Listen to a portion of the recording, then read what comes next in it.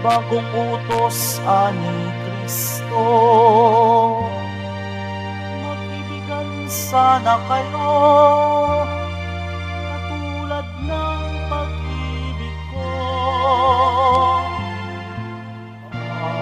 Hallelujah, Hallelujah,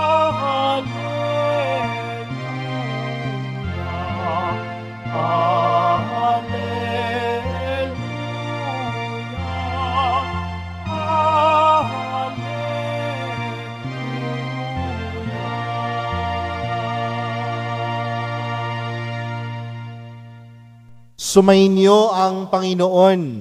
At sumaiyo rin. Ang mabuting balita ng Panginoon ayon kay San Mateo. Papuri sa iyo, Panginoon. Noong panahong iyon, sinabi ni Jesus sa kanyang mga alagad, "Sinasabi ko sa inyo, kung ang pagsunod ninyo sa kalooban ng Diyos ay tulad lamang ng pagsunod ng mga eskriba at mga pariseyo, hindi kayo makapapasok sa kaharian ng Diyos. Narinig ninyo na nung unay inutos sa mga tao, huwag kang papatay. Ang sino mang makamatay ay mananagot sa hukuman. Ngunit ngayon sinasabi ko sa inyo, ang mapuot sa kanyang kapatid ay mananagot sa hukuman. Ang humamak sa kanyang kapatid ay mananagot sa Sanhedrin. At sino mang magsabi sa kanyang kapatid, ulol ka, ay mapapasa apoy ng impyerno. Kaya't kung naghahandog ka sa Diyos at maalala mo na may sama ng loob sa iyo ang kapatid mo, iwan mo muna ang iyong handog sa harap ng dambana at makipagkasundo ka sa Kanya, saka ka magbalik at maghandog sa Diyos. Kung may magsakda laban sa iyo sa hukuman, makipag-ayos ka sa kanya habang may panahon, bago kanya iharap sa hukom. At kung hindi, ibibigay kanya sa hukom na magbibigay naman sa iyo sa tanod, at ikaw ay mabibilanggo. Sinasabi ko sa iyo, hindi ka makalalabas doon hanggat hindi mo nababayaran ang kahuli-hulihang kusing. Mga kapatid, ang mabuting balita ng Panginoon. Pinupuri ka namin, Panginoong Heso Kristo. Magsipo mo na po ang lahat. Magandang tanghali po sa inyong lahat. Magandang tanghali po. Pakibati nga po ang katabi ng magandang tanghali. Mga kapatid, sabi po nila, kung ano daw po ang laman ng kalooban, yan daw po ang ating tunay na pagkatao. Kung ano ang laman ng kalooban, yaan ang ating tunay na pagkatao. Kung ano ang laman ng puso, yaan ang ating tunay na pagkatao. Kasi kung tutuusin naman mga kapatid, kung paano tayo kumilos, kung paano tayo makitungo sa ibang tao, nababase yan kung ano ang laman ng ating kalooban. Kaya nga kung ang puso natin puno ng galit, ano ang nangyayari sa atin? Sa araw-araw na ginawa ng Diyos, palagi din tayong galit sa ating kapwa. Kung ang puso natin puno ng kapayapaan, marahil payapa din tayong makikitungo sa ating kapwa. Mga kapatid, sa ating ebanghelyong napakinggan, tila binibigyang pansin ni Jesus ang kahalagahan ng kalooban at puso ng bawat isa. At sinasabi sa atin mga kapatid, na ang pinakamagandang bagay na dapat pangalagaan natin ay maging malinis ang puso at kalooban. At paano ginagawang malinis ang puso at kalooban? Una sa lahat, ito ay dapat nagmumula sa kakayanan nating ibigin ang Diyos. Ang taong tunay na umiibig sa Diyos, ang puso niyan dapat malinis. Ang taong umiibig sa Diyos, ang puso niyan dapat malinis. Ano pong ibig sabihin nito, mga kapatid? Kung sinasabi mong ikaw ay tunay na umiibig sa Diyos, dapat ang puso mo wala nang sama ng loob. Kung ikaw ay umiibig sa Diyos, dapat ang puso mo hindi galit. Kung ikaw ay umiibig sa Diyos, dapat ang puso mo may kakayanang magpatawad.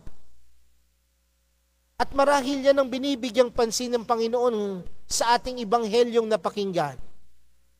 Kung tunay nating iniibig ang Diyos, kung tunay tayong nananampalataya sa mahal na pong Jesus Nazareno, dapat ang puso natin malinis. Dapat ang puso natin puno ng pagmamahal. Dapat ang puso natin puno ng pagpapatawad. Hindi nangangahulugan, mga kapatid, na sapat na sa atin na tayo ay pumapasok sa loob ng simbahan. Hindi sapat sa atin na tayo ay mag-alay, magdonasyon sa loob ng simbahan. Pero yung puso naman natin puno ng sama ng loob, puno ng galit, hindi kayang magpatawad. Baliwala ang lahat ng sakripisyo kung hahayaan nating punuin ng sama ng loob at galit ang ating puso. Bagkus, mga kapatid, ang pusong malinis, pusong nagmamahal, at pusong nagpapatawad, ang tunay na pagpapakita ng pagmamahal natin sa Diyos. Kaya, mga kapatid, sa araw na ito, yan po yung bigyan natin ng pansin. Yan po ang bigyan natin ng pagninilay sa ating mga buhay. Hayaan natin na ang puso natin maging malinis, maging handa, at magkaroon ng lugar ang Diyos sa ating mga buhay. Sa atin pong ibanghelyo, napakaganda po ng panawagan ni Jesus. Ano ang sabi ni Jesus? Sinasabi ko sa inyo, kung ang pagsunod ninyo sa kalooban ng Diyos ay tulad lamang ng pagsunod ng mga eskriba at mga pariseyo, hindi kayo makapapasok sa kaharian ng Diyos. Sino ba ang mga pariseyo? Sino ba ang mga eskriba? Sila ay mga bihasa sa salita ng Diyos. Sila ay kilala dahil sila ay alam nila kung ano ang utos ng Diyos. Pero ano ang kulang sa kanila? Kulang sa pagsasabuhay, kulang sa pagsasapuso, at hindi sila nagiging mabuting halimbawa para sa iba. At ano ang panawagan sa atin, mga kapatid? Kung gusto nating makapasok sa kaharian ng Diyos, huwag lang tayong magbigay pansin sa kung ano ang nakikita ng iba.